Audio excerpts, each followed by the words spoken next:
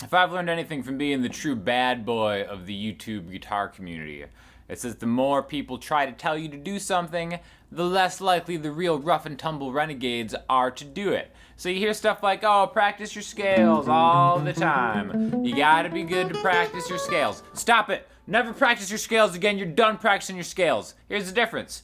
Know your scales, but if you practice your scales, you're gonna sound like you're playing scales. So today we're gonna talk about taking a scale, but not playing it like a scale, just kind of taking the information that you need to do something really cool. We're gonna do this all over an A major chord. I'm gonna rock out the Enya Music Carbon Fiber X4 Pro right here, which is on sale as of the date this video gets released. So check out the link in the description because they sponsored this video. So we're gonna talk more about that, but starting out with just a regular A major chord, okay? Open A, 2, 2, 2, and then open E. You can play it with 3 fingers. You can play it like a real rogue and a real renegade. Bad boy of YouTube plays it with 1 finger, maybe just the middle finger. You know what I mean? So there's a scale that goes with that, the A major scale, okay? Now, whether you've even ever practiced scales or not, if you're so hardcore that you've just never even learned or practiced a scale, just bear with me for 30 seconds, okay? Here are the notes we're gonna use. 2 strings at a time. E and A, we're gonna go 5, 7, 9, 5, 7, 9. Okay, so there's our first shape. You can play it with 1 finger if you really want. Again, I encourage you to work on your reach. And then for the D and the G strings, we're gonna go 6, 7, 9, 6, 7, 9. Again, think of these as 2 strings per an identical shape. 5, 7, 9, 5, 7, 9, 6, 7, 9, 6, 7, 9, and then the highest 2 strings, 7, 9, 10, 7, 9, 10.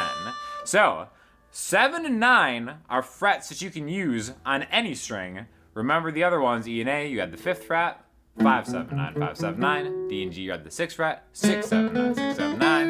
And then B and E, 7, 9, 10, 7, 9, 10. Okay? We're not gonna practice the scale. I'm not trying to trick anybody. We're not practicing. You're never practicing your scales again. But you're gonna play these notes because you know that these notes are gonna sound good. First of all, we're gonna focus on just the D and the G strings. Okay? And we're gonna add this to the A chord. So it'll sound something like this.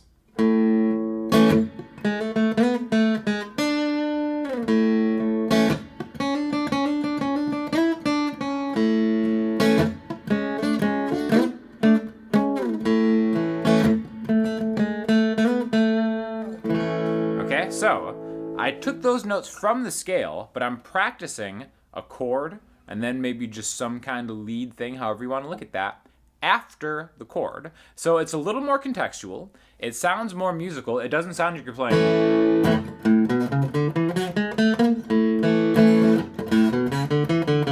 That sounds very scale, right? You're just kind of like going up and down one pattern, back and forth. That's why I think extracting notes from your mind's eye, how your mind sees and perceives the scale, I think is a much more musical thing to do. Basically, a scale shape in your head should just be a way to light up the good notes that you're looking for and then to play them like a more musical idea. And what I mean by a more musical idea is to play them fluidly, like as if you were to to sing something, right? If we just take something like, that's something that you could reproduce. Da da da da da da. So maybe they could be like lyrics in a song or something like that. That's what musicality is to me, and I think a lot of people agree with that, right? Again, everybody's different. You adopt and develop your own style, but I think that's a really good way to start looking at it. A chord, and then, and notice how some, maybe sometimes I'll go, I'll stay on one note longer, and then maybe kind of like hold one out, because again, it's a phrase, all right? You have a chord followed by a phrase. Maybe in your head, just think, I just got to get to the 6th and 7th fret. Even simplify it greater, where it's the 6 and 7 on the D and the G string. 1, 2, 3, 4. 1 and 2 and 3 and 4. 1, 2, 3, 4. 1 and 2 and 3 and 4. 1, 2, 3. I like that.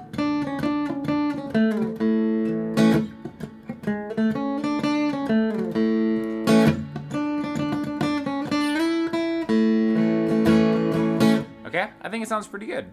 What also sounds good is the reverb on this guitar. You'll notice this is going through my Fishman PA, but I'm not using any effects. The reverb effect is actually built in to the guitar right here. You can also add like delay and stuff like that too. I think that would be pretty... I think that would be a little distracting for a not practicing your scales chord lesson, but I digress. So, next thing we're gonna do is we're gonna take the highest two strings, okay? Remember, 7 and 9 were what we were equating with the A chord, right? So, B and E, 7, 9, 10, 7, 9, 10. So maybe I'm gonna go, I wanna slide right into the highest part of the target area that I'm thinking of, right? 1, 2, 3, 4, 1, 2, 3, 4. See, that's like a lot of ground to cover right here. So eventually, it becomes about filling in those blanks in between and just different ways that you can get there, right? One cool thing about an A major chord, playing it with your pointer finger, like a renegade, like a rough and tumble renegade. Rough and tumble doesn't have like the same connotation as it did maybe in like the 1930s. I'm not scared by rough and tumblers as much as maybe my grandpappy was. But the reason that you want to use your pointer finger is because it frees your ring finger up to maybe kind of start getting into that little shape a little easier, right? A little transitional component, right? Whereas before, if we're just playing like a chord and then getting the scale,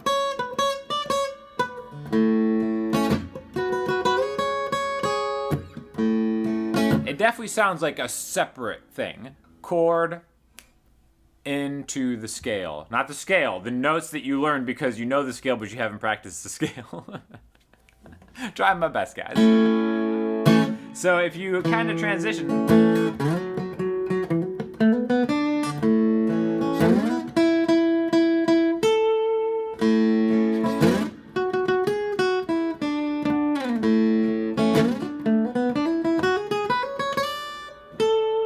Okay? And eventually I think your ear will develop. Like right there, I was just taking the A major chord as an example, just getting into that sweet spot of the 7th and the 9th fret, and then ending it where it felt right, okay? That happened to be the 10th fret on the B string.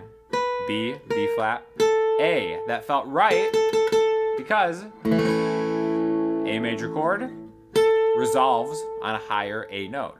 So a really interesting way to kind of maybe start training your ears, and again, taking the benefits of the scale without practicing the scale, playing along in those notes because of that shape. Now, you can do the same thing with other shapes, like minor. The minor scale that goes along with the A major scale would be this one right here, the F sharp minor scale. You've probably practiced it just in riffs, right? But again, it's this 2, 4, 5, 2, 4, 5, 2, 4. And then we can start combining that too. The nice thing about that is maybe I want to inflect this chord with something a little closer by instead of having to shift into a different position. Maybe I can just kind of play. I'm just grabbing my ring finger there.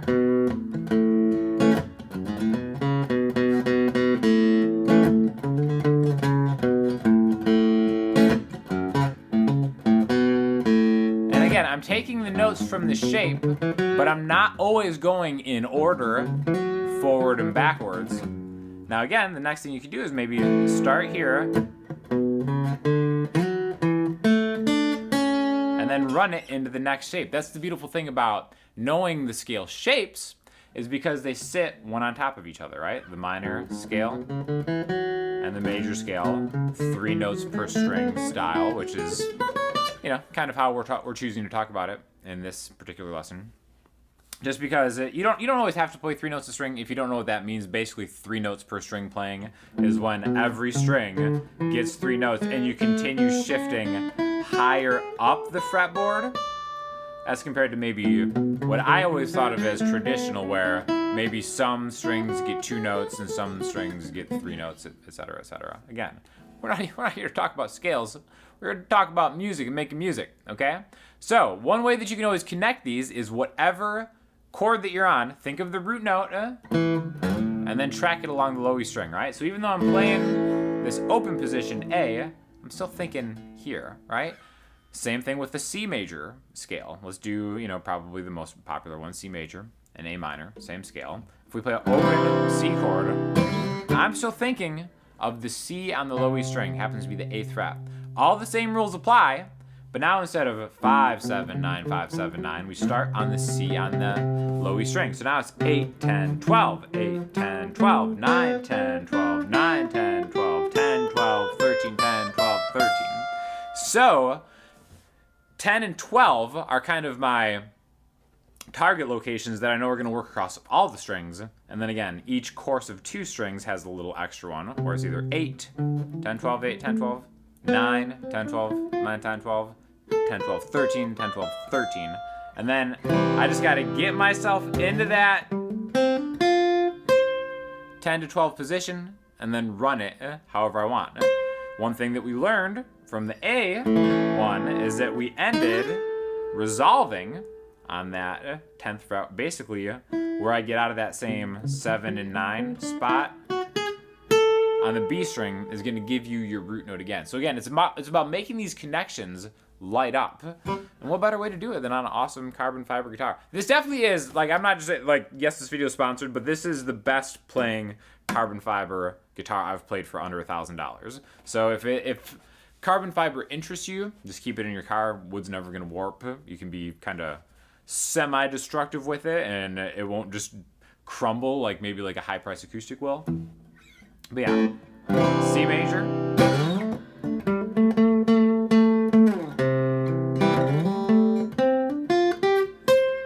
See how you just kind of get in there?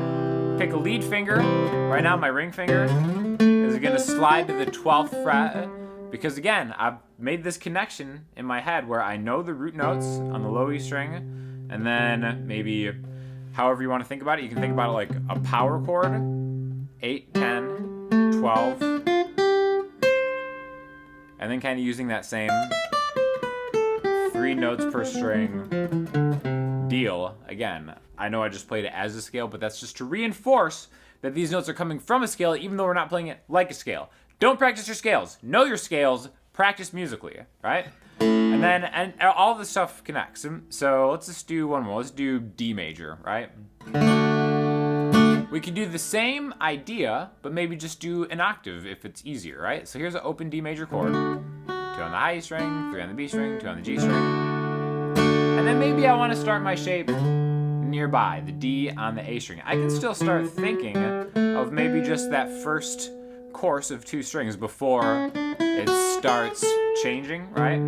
So maybe I'm just thinking 5, 7, 9, 5, 7, 9 on the A and the D string, right?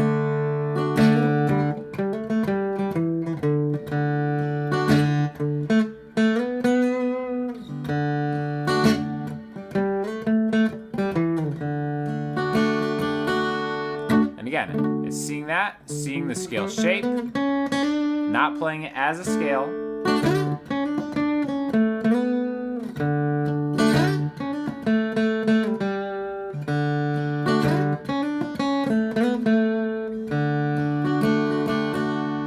Jumping back and forth between your chords, doing it in a way that you think sounds musical. It'll really develop your ear faster than anything. I think that's the real benefit from knowing scales and practicing moving through them in different directions from chords. It solidifies your ear understanding the notes that make up a chord, and then being able to kind of find that resolution. And then more often than not, you're always most likely going to be on a chord tone, which in that D chord, there's a D, F sharp, and an A. Those are the notes that make up a chord. So you'll find your fingers kind of naturally resting ending phrases on either that D, F sharp, or A, usually mostly the D note or whatever the root note of the chord is.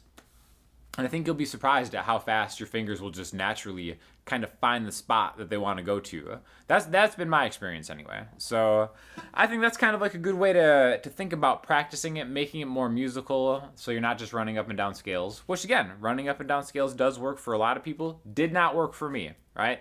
I really kind of had to force my brain to see things a certain way and then just kind of perfect once I got the hand shape down, navigating in between it. And then my playing got a lot more musical once I started practicing with chords and then adding the scale along with it. So anyways, thank you to Enya for sponsoring this lesson. Definitely show them some love. They got some really other cool stuff on their Prime sale. I know me and Drea did one with their ukulele. No, that's not true. That was Downer. They've got a lot of other stuff on sale for their Prime Day, so check it out. Show them some love. And if you have any questions or comments, hit me up in the comment section, Instagram, Twitter, the website. I'll talk to you all soon. Thanks a lot.